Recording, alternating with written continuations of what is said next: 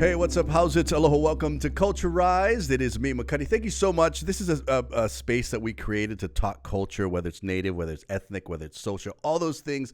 I just think we can learn from each other if we learn a little bit about each other. And we're all going to get along. I know it sounds that way, but that's what it's all about. I'm excited because past seasons, past episodes, we talk about native culture. We talk about ethnic culture.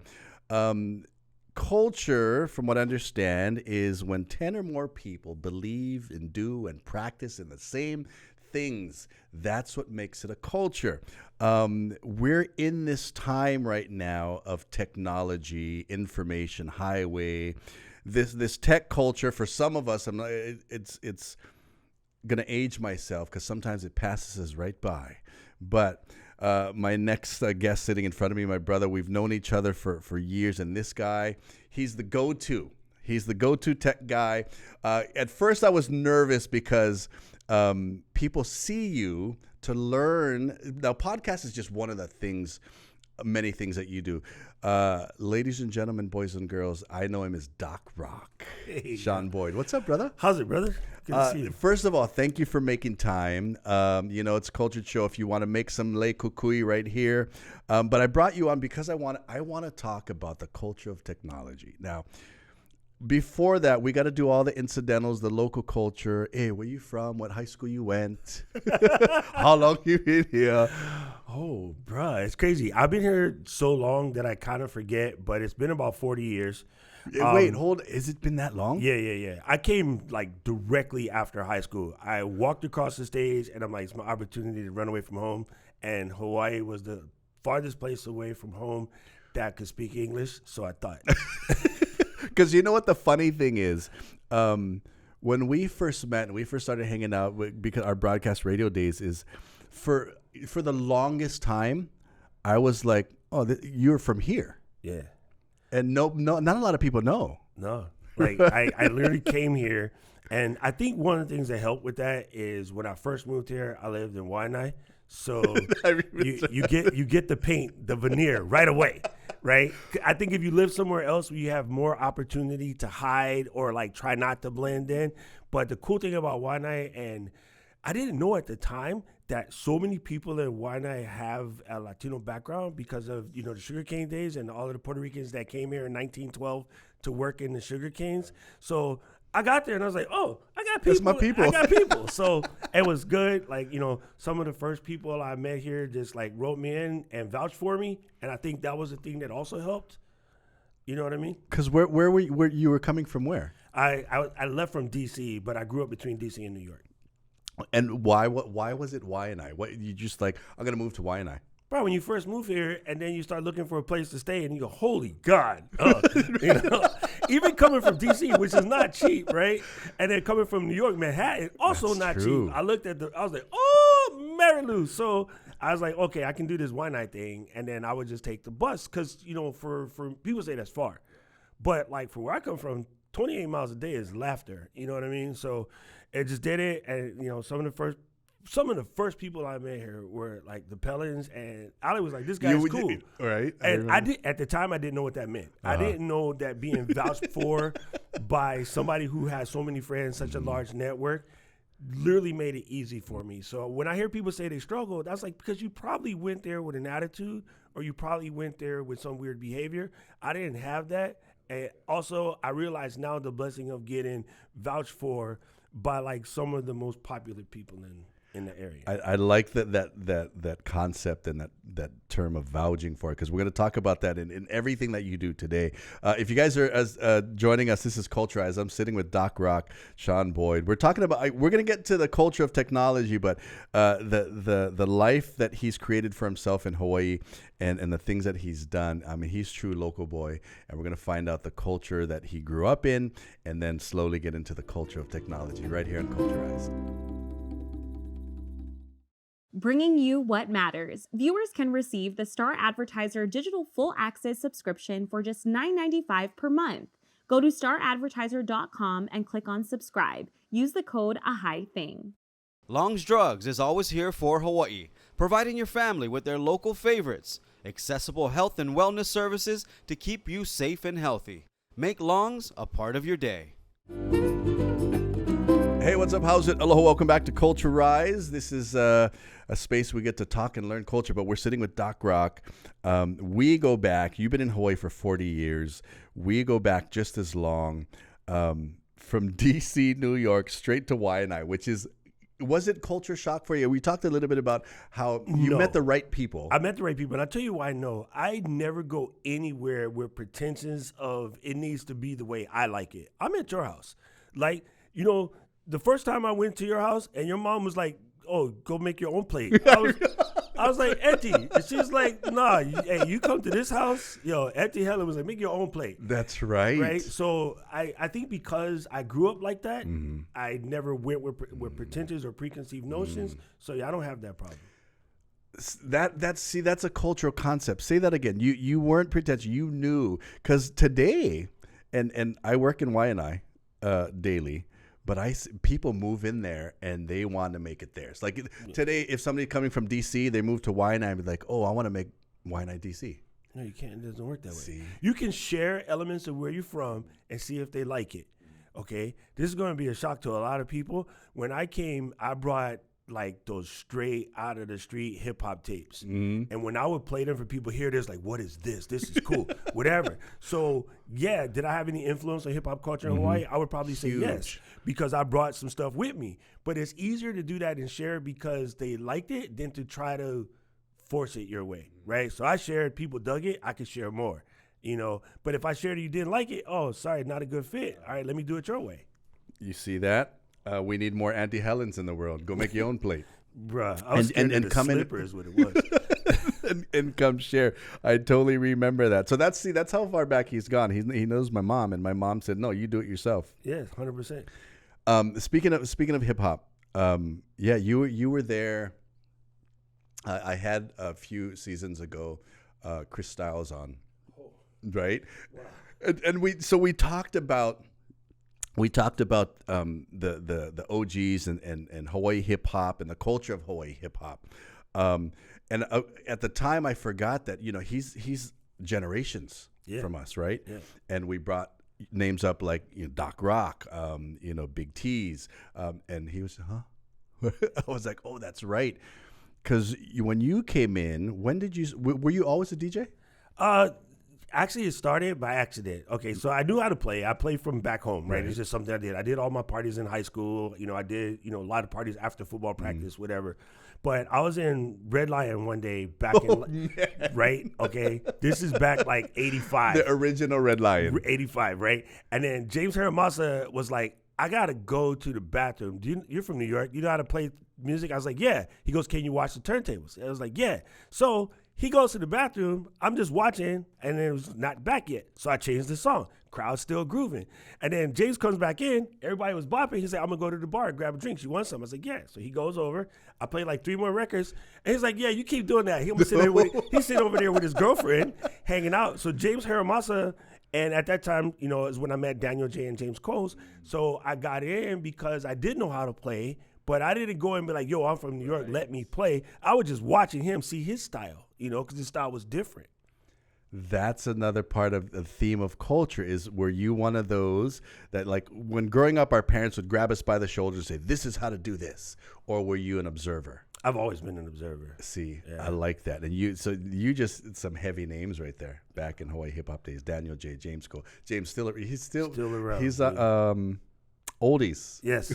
That's what he's doing. It's funny to call 90s music oldies I know, right? You should. My son one day goes, hey, Dad, you ever remember in ancient times when they used to play this music? I was like, ancient times? You know, like in the 80s? I'm like, when did the 80s become ancient times? Right. And we think about tapes, right? Like, what tapes? What is that? And that's when you guys were spinning vinyl. Yes, we're spinning vinyl. Spinning vinyl. And speaking of technology, what was the tech at the time when you started DJing? What was the go-to turntables? It was still the 1200s and standard mixer. But I think the thing that changed at that time is we all started to get samplers, and Daniel J got the first like really dope sampler on the island. It was called the Emu, and so that's when we started making hip hop tracks, and then hanging out at James's house every day, going through records and finding samples. Oh, that was glorious days. So those of you you're watching right now, go ahead, and you're having these flashbacks. You're having your club days, the gray area. I love talking about this. We're slowly, I know, culture of tech, but we're slowly going to get into. He's one of the only guys I know, and not to age us and not to date us, but you always kept up with technology as years gone, and you became that go-to. So if you're joining us, you want to learn a little bit more about tech, you got a podcast, you got a laptop, you still got a VCR that's blinking. Lanai. That's going to help you. This is Culturized. Aaron C. Travel Center, best group tours throughout the world. Let's go travel and see the world to make beautiful memories. Call 808-951-9800 today. At Aloha Kia, you know a guy. Visit them at any of their 7 dealerships statewide. Purchase a brand new Kia using Aloha Kia Express at alohakia.com. Hey, what's up? How's it? Aloha, it is me, Makani. Welcome back to Culturized. We're sitting with my good friend, Doc Rock. Man, this is turning into a reminiscing thing, right? I brought you here because I wanted to talk about tech, but I think it's cool. One, the fact that you grew up, born and raised on the East Coast, and you were like, I'm out. And you go to Hawaii, and of all places you go to, and those of you that don't know, Waianae is the west side, the wild, wild west of Oahu, and you went straight there. But I love the fact that when you got there, you had this thing. Now, did that come from family background, being Puerto Rican and being raised the way that you knew, like you said earlier, this is your house. I have to have respect when I'm coming here. That's the part I like about it as compared to a lot of people today. You totally fit right into Hawaii. You became one of the boys, you became one of the brothers, and then you became part of this whole Hawaii hip-hop scene, and I consider you one of the OGs of it. And now as time went on, did you ever think you were going to leave Hawaii? I can't. Dude, even when I go on vacation, like I'm like, oh, this is so dope. I love it. And then like if I'm there for 2 weeks, by the time I get to like day 10, I was like, frick, I got to get home. Like it's something about the energy here that's just different. And it's funny, I think so many people complain. You don't realize how beautiful we have it here. Say it again. You need to travel so you can see why Hawaii is so dope. Because that's and I hate to say it, but a lot of times we take for granted of where we live and the things around us. That's what I love about you, because you were, again, even the positivity of Doc was always there. Did you go straight to school right after when you left DC? When did you go to Tokai? So I came here, and then I did my stint in the military as a way to stay here. And then when I got out, I was at KCC. I just randomly pulled this paper off the wall that said study abroad. And then when I went in for my interview, they're like, oh, you can't go. And I was like, why? It says, oh, we want people 18 to 25. I was already over 30 at that time. And I go, oh, so you can waste money sending an 18-year-old kid there to get homesick? Like, I've already been around the world. I'm not going to get homesick. And I also will represent our school the best. And I'm the Student Congress president. So I'm the best representation of the school as voted by my fellow students. I think I should go. And then they were like, we never thought about that. And you could be like a chaperone. I go, oh, yeah, because trust me, nobody will get out of hand if I, give them the money.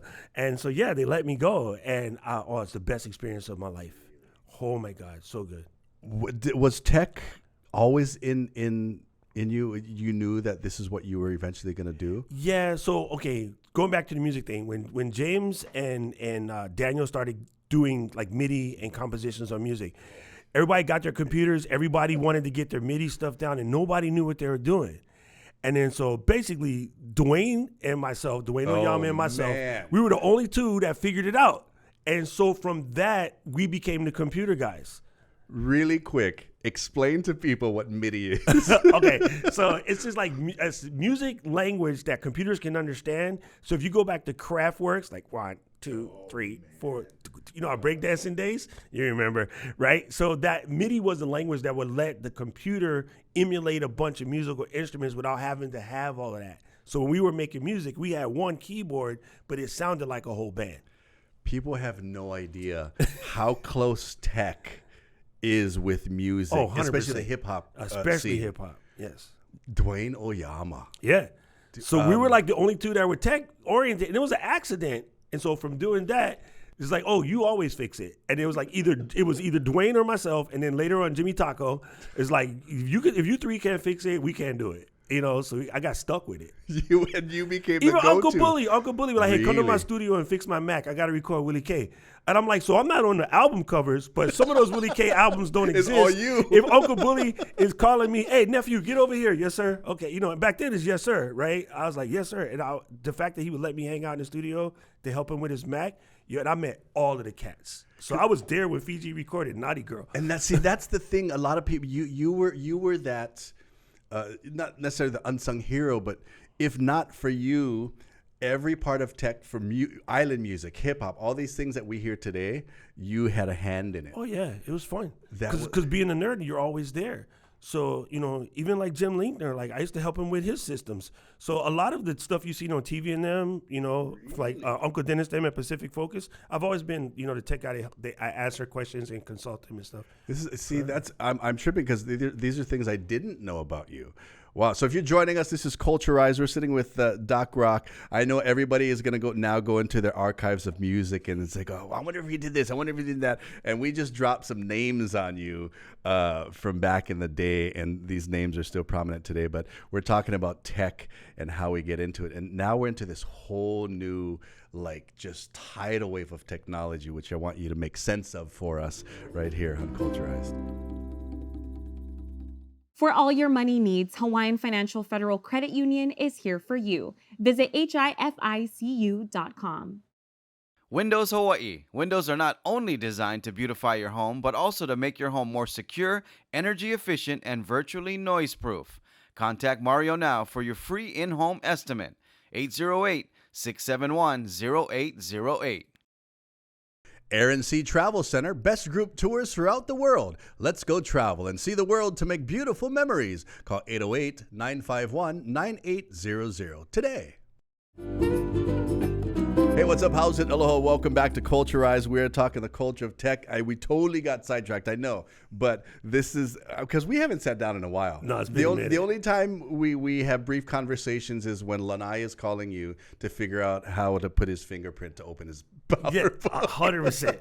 It's And always funny. now that I saw him yesterday and I'm seeing you now, I swear to God, Stevie's going to call me and be like, dude, I got this camera that I've been looking at. So wait, hold on. Stevie calls you too? Yes. Okay, so that's okay, now I feel bad because now my family's I feel like they're just ignorant.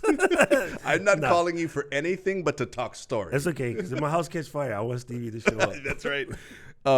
But see, and the thing too is, I wanted to talk to you. We're going to kind of jump around, but I want to talk to you about podcasts. And I'll tell you, when I thought about bringing you on, I was like, man, I'm nervous because I watch your podcast and I watch your talks and I take so much from all your tips and all your advice and all these things. One of the first things I took from you watching one of your podcasts was you have to be persistent with podcasts. Correct me if I'm wrong. What podcast started when? Roughly around 2004. Like, if you had to give it a date. And then it went away, right? Like nobody. Well, people didn't understand it, and so there was always us nerds. We knew about it, but the general population didn't know about it. And I hate to give them the credit because there's way better shows long before them. Yeah. Serial kind of opened the door because tech is valuable when your mom wants it. And that's say gonna, that again. That's going to go away now because women are big time in tech. But before, tech was accepted when your mom would accept it, right? Ooh. So when mom wanted a VCR, you got a VCR. Prior to that, dad always wanted one because he could record the games. But when mom said okay, and then we got VCR or then we got the DVD or whatever, that's changed so much now. So I don't want the people coming after me saying that's sexist. It was back in the day, and it still is, but we're getting better. I like that. I didn't realize that if mom wanted it, you're going to get it. When this, I said tidal wave of tech. So you've always been in it. When did you think it became more mainstream? Like you referred to yourself as the nerds we knew, and then all of a sudden it's kind of like the general public knows. When did that come about? Somewhere around the mid 90s, I think Max Headroom and some of the other like heavy science fiction shows that other people got into, like Matrix and things. I think that opened it up to the muggles to want to understand some more about tech. And then honestly, the iPhone, probably not really to like iPhone 5. iPhone 5 put everybody on. That was when all of a sudden I get calls from Grant. I got a computer. You got a what? Oh, I got a computer. No, you didn't. Exactly. Yeah. So, yeah. Because you were always, do you have a favorite, when it comes to tech, is there a favorite thing? Is it the iPhone? Is it the laptop? Is it the turntables? Is it It's probably iPhone, just for the simple reason it opened the door to so many people, even people without a lot of means, they end up getting a smartphone, right? So iPhone, Android really did open the door. In your opinion, generally speaking, what percentage of people really understand all the capabilities of a smartphone? 2. So I look at my phone all the time and it's like, I know there's so much more things I can do, which is why I watch your podcast, because I learned some stuff and I'm like, how did I not know this? Because every time I go get a new phone, and this is the uncle part of me, the old guy, I always tell the guy at the store, I just make calls, I surf the internet, and I text. Yeah. But you can do everything nowadays. You can do everything. We're going to get more into the things we can do with technology. We want to get into, if you've got a podcast, if you're thinking about a podcast, you got to get in touch with him. The tips, the advice he has, it's profound. A lot of what I learn is from him, which I'm trying to involve in here. So if you're first of all, thank you, brother, for making time. Anytime. Thank you so much for doing that. If you're listening on the podcast platforms, tell all your friends about it. Do me a favor, head over to YouTube right now, because we got an extended version, and we're going to find out how ignorant I am in technology right here on Culturized.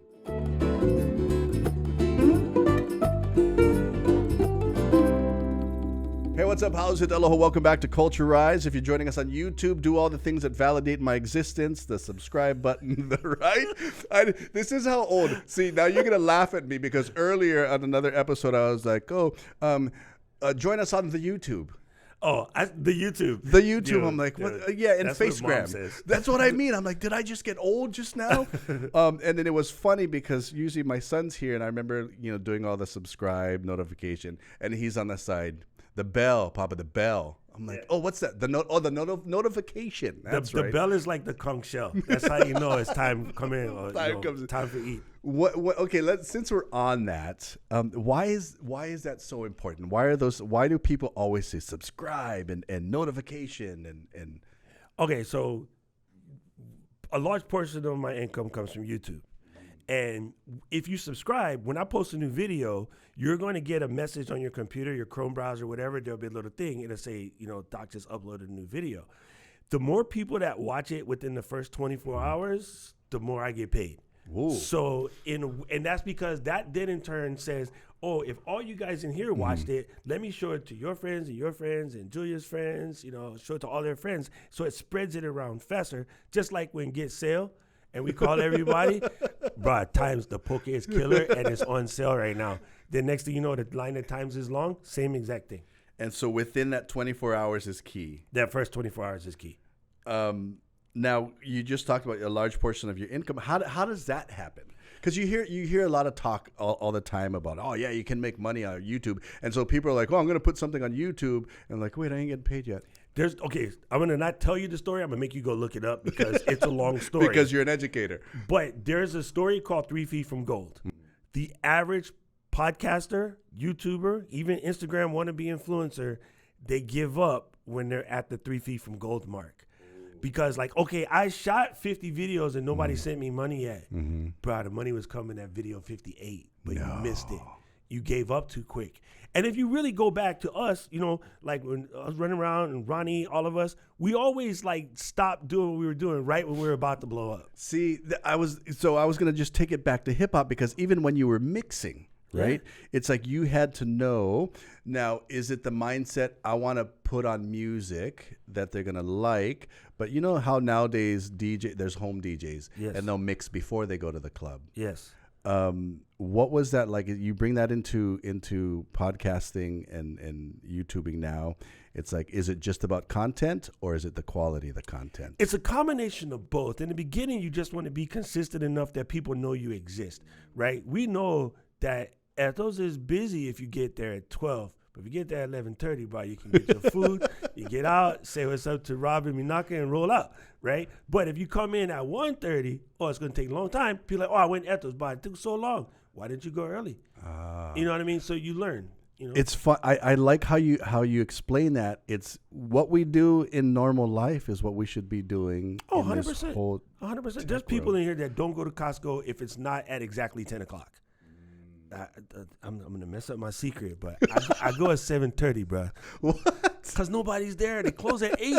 Everybody gone. That's true. But Mitz and Walter and all of those guys, they already at home. They go sleep already. So I go to Costco at 7:30. Roll in, grab your stuff, roll out. And go. Consistency.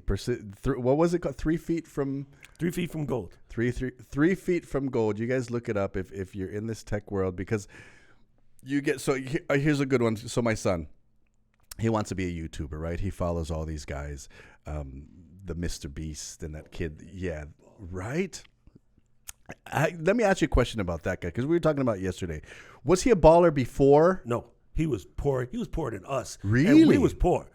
Like, he was poor, only can afford the P. No way. We had the P.O. in like the beginning of the next O. He only had the P.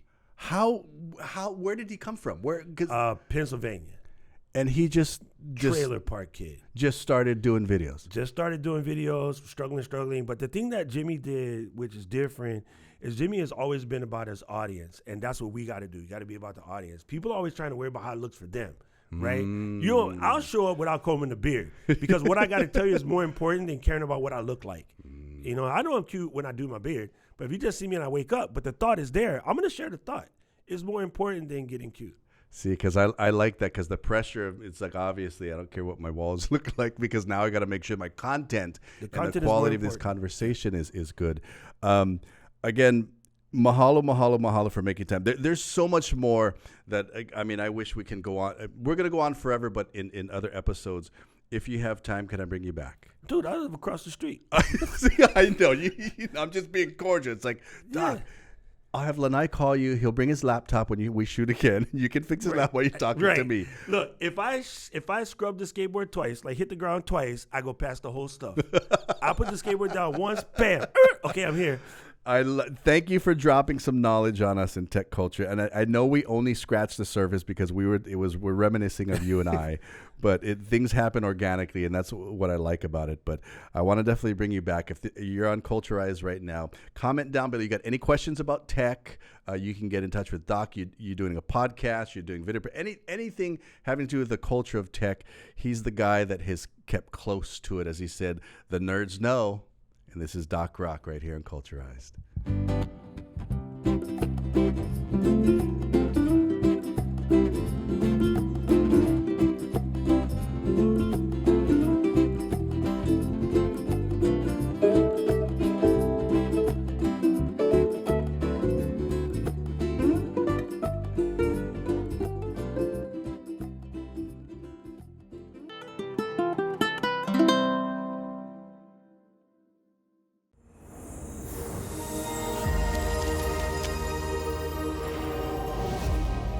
Don't miss Hawaii's favorite local shows. Get your house in order with Yonji Denise. It's a Hawaii Thing with Lanai and Brooke Lee. Culturize with Makani. The Art of Beer with Tim Golden, Daniel Bruce, and David Power. Visit wikiocast.com for full episodes.